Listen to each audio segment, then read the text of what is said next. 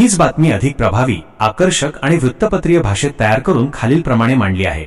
परभणी मनपा कर्मचाऱ्यांच्या संपामुळे नागरिक त्रस्त. परीक्षा तोंडावर असताना विद्यार्थ्यांची कामे रखडली. परभणी शहर महानगरपालिकेचे कर्मचारी पिछले 15 ते 20 दिवसांपासून बेमुदत संपावर आहेत. या लांबलेल्या संपामुळे परभणीकरांच्या मूलभूत आणि महत्त्वाच्या कामांना मोठा ब्रेक लागला असून सर्वसामान्य नागरिकांची प्रचंड गैरसोय होत आहे. विशेषतः तोंडावर आलेल्या 10वी आणि 12वीच्या परीक्षांच्या पार्श्वभूमीवर विद्यार्थ्यांचे भवितव्य धोक्यात आल्याने संताप व्यक्त होत आहे. महत्त्वाच्या घडामोडी व समस्या. शैक्षणिक अडचणींचा डोंगर.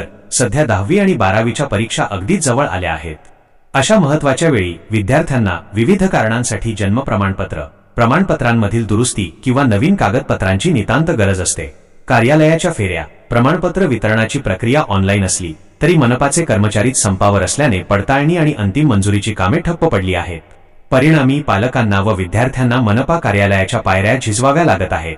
जिल्हाधिकाऱ्यांना निवेदन. या गंभीर परिस्थितीची तातडीने दखल घ्यावी यासाठी सामाजिक कार्यकर्ते सय्यद अकबर अली यांनी जिल्हाधिकाऱ्यांना प्रत्यक्ष भेटून निवेदन सादर केले आहे. प्रशासनाला आंदोलनाचा इशारा.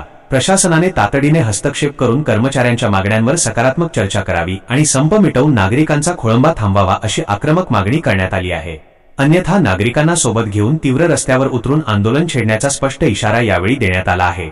निष्कर्ष. प्रशासनाकडून या बिकट समस्येवर काय तोडगा काढला जातो आणि रखडलेली कामे कधी पूर्ववत सुरू होतात याकडे आता संपूर्ण परभणीकरांचे डोळे लागले आहेत. K1 न्यूज महाराष्ट्राचे परभणी प्रतिनिधी रामप्रसाद कंठाळे यांनी दिली आहे.